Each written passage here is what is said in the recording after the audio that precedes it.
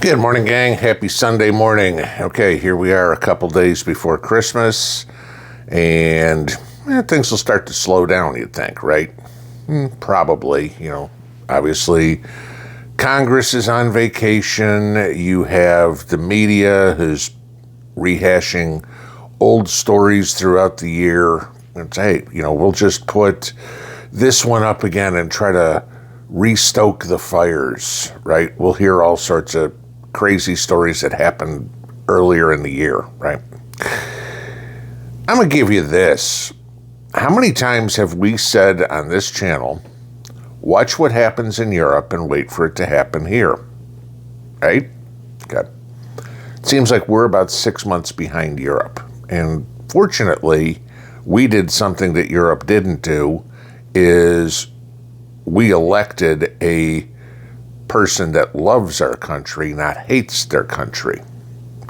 And that's kind of changed things around the world. Now, y'all know it's been said for many years, take it as you will, that the President of the United States is the most powerful person in the world. Okay, maybe true, maybe not. Right now, I've got to say, yes, it's true.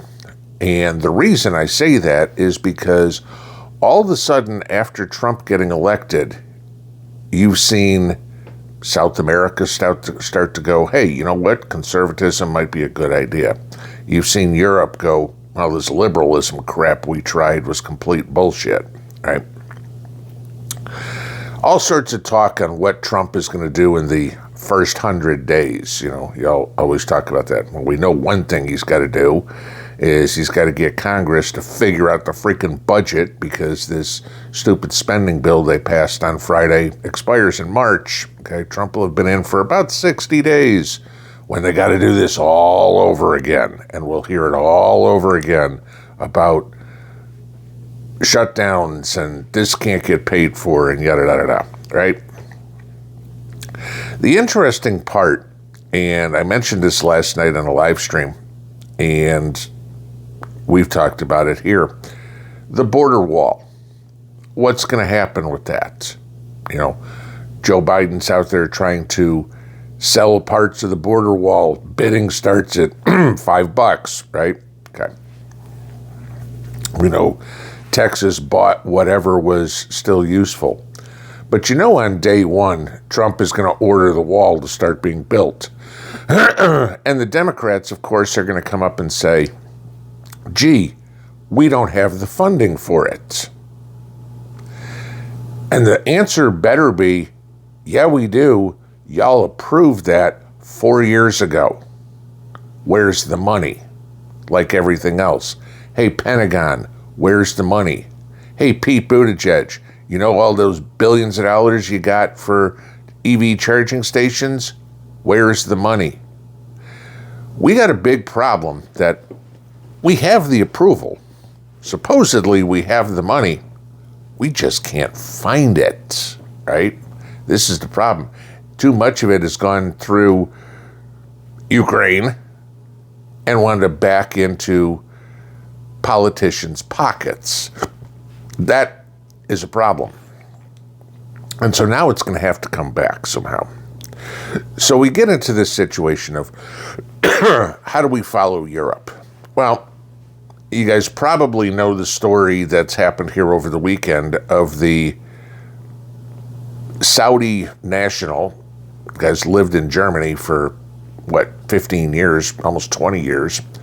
The guy was a psychiatrist that ran his car into a Christmas market in Germany. Injured a couple of hundred people, killed 5 of them. Okay. This is what we can expect here. Not somebody running into a Christmas market, but the fallout from it. The German media, just like our media, is uber leftist. The German media is trying to portray this person as a far-right terrorist, which is about the furthest thing from the truth, okay? and blaming the AfD, the Alternative for Deutschland, okay, the German MAGA party, for all intents and purposes, trying to say that it's the conservatives, that the Germans are out trying to kill Germans, completely ignoring the facts. But this is the mantra that they're trying to sell to the public. Okay, this is how insane this is getting. I want you to watch this real quick. Hello world, what's going on in Germany by now is unbelievable. We finally came to the point where the German media says killing Germans is a far-right thing by now. But let's go one step back. A guy from Saudi Arabia who came to Germany in 2006 was very well integrated since he worked as a psychiatrist. But then he decided to go on a rampage, drove a car into a Christmas market, he injured 200 people and killed 5. The interesting fact about that is he actually said it on X before. He said he is going to kill Germans. Even Saudi Arabia warned the German intelligence community that he was going to do that. They didn't warn him once, they didn't warn him twice, they warned him 3 times. But how could that even happen, you might ask? Well, German authorities might be a little too busy hunting Germans for so-called hate crimes and going after real crimes. And what the German media is doing by now is very interesting as well. They're building up a frame, they're claiming that this guy was somehow connected to the AfD, which is considered to be a far-right party in Germany. This was not a far-right terrorism act, it was an anti-German terrorism act. The guy said he wanted to punish the Germans and he said he wanted to kill Germans. But thankfully, not all of the Germans lost their mind. What we need by now is a good remigration program, not the bullshit the legacy media is telling us. Yeah, okay. Now, this guy is a social media personality, if you will, and he calls it right out that this is not a German on German thing, this is a immigrant on German thing. Kind of like what we have here, right? You know, ask Jocelyn Nungary, ask Laken Riley, keep on going, keep on going. Immigrants attacking the country's citizens. As he's saying, what the people are calling for in Germany is a remigration program. Kick them out. You're seeing stories coming out of France, out of Italy, out of Germany, out of England, out of Sweden, where the people, the citizens, the civilized society is saying, throw these guys out. You know, the Syrians, for example. Hey, you left because Assad was a terrorist, right? He was a brutal dictator. Assad's gone. Go home. Okay? Get out. This is the problem that they're having. Now, they don't have the problem with them coming in from Haiti and Central America. They've got them coming in from the Middle East and North Africa. But you're getting the same issue. It's the criminal element that's coming. And it's the same issue that we have here. You have the criminal element coming. I watched a video yesterday. I don't know, maybe if you guys saw it. There was some guy, illegal, in the U.S., who had a flat tire. So he pulled his car up next to a similar vehicle and was stealing the guy's tire, somebody else's tire, to put on his car so he could drive further. And when the owner of the car came out and caught him, he's like, what are you doing? He goes, well, I need a tire. He goes, so you're going to steal mine? He goes, no, I'm not stealing it. He goes, I'm borrowing it. I'm going to take your tire, put it on my car, go get my tire fixed, and then come back and bring your tire back. Right. I believe that, don't you? You know, this is the mentality that we're bringing into the country. I mean, you look at Venezuela. Venezuela's opening up their prisons and saying, go to the United States. And then they're touting the fact of, look, crime's so down in Venezuela. You know, our communist government works. No, you just sent all the criminals here, okay? You know, lucky us. We have Tren de Aragua here. We have MS-13 here. It's like, lucky us. You know, and then, of course, you get the liberals saying defund the police.